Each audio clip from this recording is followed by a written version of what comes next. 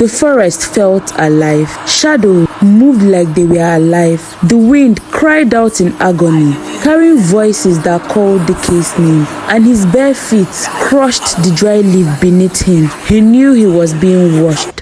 The path of the lost souls was no ordinary path. It was a trap for the desperate. There was a man called Dike. He lived in the village where love and unity reigned. He lived with his mother, Mama Uju, a very kind and a playful woman. But in no time she fell ill. For months she had been bedridden. Her once strong body became a shadow of itself. The village healer had tried everything within his powers, mixing bitter herbs, saying prayers to the god, even burning sacred incense. But nothing worked. Dike could do nothing but watch her fade away day by day. One evening, after the healer came to their house, he took him aside and said, "Your mother's time is near." He said softly, "There is nothing left to do but pray." But Dike couldn't accept that. His mother was his whole world. She had raised him alone after his father died, teaching him to fish in the river, to plant yams in the hard soil. She had been his rock, his guide, his everything. He would not let her go, not without a fight. That evening, as the villagers came to say their condolences, Dike remembered a story his grandmother used to tell him.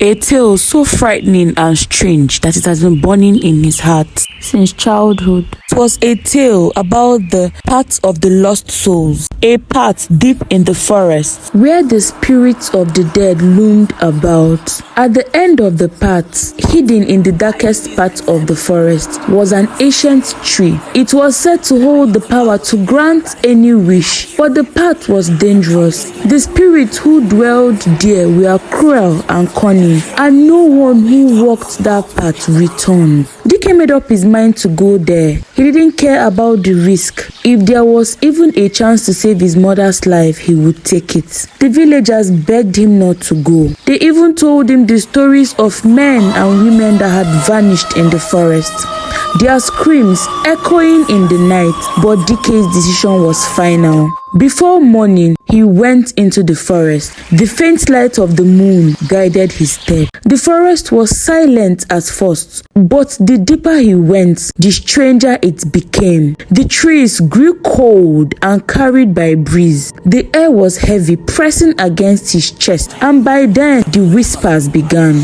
Dike, he froze, his breath stuck in his throat. The voice was soft, familiar. It was his mother's voice. He looked around, but no one was there. Dike, my son, come back. It wasn't real. It couldn't be. His mother was lying sick in the village, miles away. He took a deep breath and kept walking, the voice fading. The path grew narrower, the darkness thicker. The trees seemed to move. Huge trees shifted when he wasn't looking. And then he saw her, his mother. She was standing in the middle of his path. Her face was pale, her eyes weak. She looked just like she had been the day before he left, too weak to even sit up. Dike, please, she said, her voice trembling. Come home, don't leave me. Dike's heart skipped. She looked so real, so fragile, but deep down he knew it wasn't her. His mother couldn't have followed him. She could barely lift her head. That was a trick. You are not my mother, he said firmly. Get out of my way. The figure tilted its head, a cruel smile spreading across its face. Then it vanished, dissolving into smoke. Dike moved forward, his leg trembling. He had passed the first test, but he knew there would be more ahead. Hours passed, or maybe even days. Time didn't seem to exist on that path. Dike's stomach rolled and his throat went dry. But he pressed on. The noises grew louder, the shadows darker. He saw flashes of movements in the corner of his vision. Figures drafting between the trees watching him. At one point, he heard his father's voice. It was deep and commanding, just like he had remembered it. His father had died when Dike was just a boy. He was carried away by the river during a storm in the village. Now his voice echoed echoed through the forest, calling Dike's name. "You have done enough, son," the voice said. "Come to me, let me take your burden." Dike stopped, his heart tightened. He had missed his father every single day since the day he died. How many times he had wished for one moment, one more word, but he shook his head, tears rolling down his face. "You are not real," he said. "You are not real." The voice faded and the shadow disappeared. Dike kept moving with a very strong mind, determined to get to his goal. At last, he reached the end of the path. The forest opened into a clearing. With an unnatural light in the center stood an ancient tree. Beneath the tree sat an old woman. Her skin was wrinkled and cracked. Her eyes were milky white. She looked up as Dike approached, her lips smiling into her toothless mouth. "You have come far," she said, her voice like rusting leaves. "What do you seek?" Dike knelt before her, his hand trembling. "My mother is dying," he said. "I want her to live." The old woman nodded slowly. "A noble wish," she said. "But every gift has a price. Are you willing to pay for it?" Dike hesitated, but didn't know what the price would be. But the thought of his mother's face, her gentle smile. "Yes, "I will pay," he said. The woman reached into the folds of her robe and pulled out a small black leaf. "Give her this," she said. "Put it into a tea before the sun rises. But remember, boy, what you give is what you lose." Before Dike could ask what she meant, the woman and the tree vanished into thin air. The forest was silent again. Dike returned to the village just before nightfall. His mother was still alive. He was thankful. Her breath growing shallow, he rapidly boiled the leaf into a tea and held the cup to her lips. She drank it, too weak to even open her eyes. Within moments, her color returned. Her breathing grew steady. When she opened her eyes, she smiled. "Dike," she said softly, "you have saved me. Thank you, my son." The villagers were surprised how Dike went and came back safe. Days passed and Dike noticed something strange. His reflection was different. His face grew older, lines creasing his skin. His joints ached. His steps slower. Each day he grew older, weaker, and his mother grew stronger. And every night in his dream, he would see himself walking in the path of the lost souls again. The voices following him, reminding him of the bargain he had made.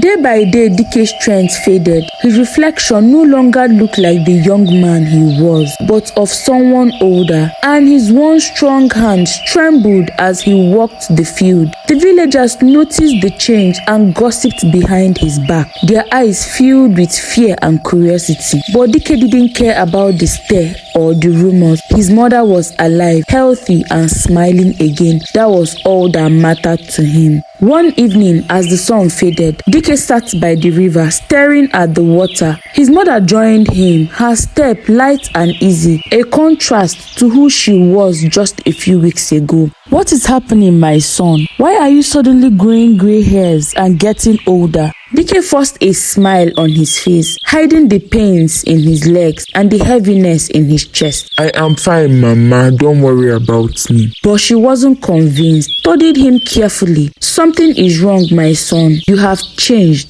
He had been hiding the truth for as long as he could remember, but he knew he couldn't avoid it any longer. "Mama," he began, his voice shaking. "I went the path of the lost souls." "The what? The path?" Dike, no, why would you do such? He looked at her, tears gathering in his eyes. "I couldn't let you die, Mama. I couldn't just watch you. I found the trees, the one from Grandma's story. I made a bargain to save you." Her eyes grew wide open as she realized the cost of his sacrifice. "Dike, what did you give them?" "My years, the time I had left, I gave it to you." She broke into a loud cry. She held on to him, her tears soaking his shoulder. "You shouldn't have done that. Not for me, not like this, Dike." As days passed, Dike's condition worsened. His mother tried everything to help him, bringing him strong teas, making him rest, even praying to the gods, but nothing worked. His body continued to grow weaker and older, aging faster than nature intended. One night, as he slept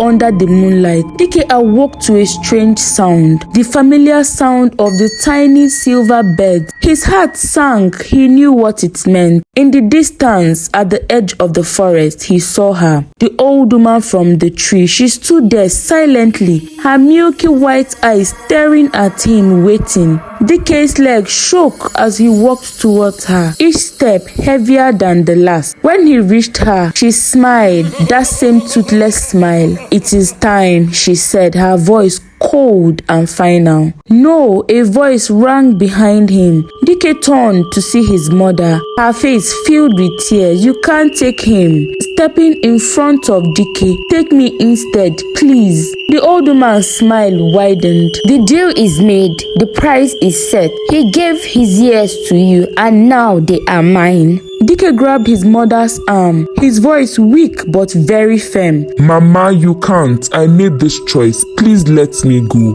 His mother dropped on her knees. "There must be another way, please," she begged. "Another way, you say?" She reached into her robe and pulled out a small silver bell. "There is another way, but the cost will be greater." "What is it?" Dike asked, his voice trembling. She smiled awkwardly. "To take back what was given, a life must be taken, a soul for a soul." Dike and his mother stared at the woman in horror. "No," Dike said, "I won't take another life." His mother turned to him, her eyes desperate. "Dike, what if this is the only way?" "No," he shouted, his voice cracking. I won't do it, Mama. I won't trade someone else's life for mine. "Then your fate is sealed," she said. She began to fade, her form dissolving into the darkness.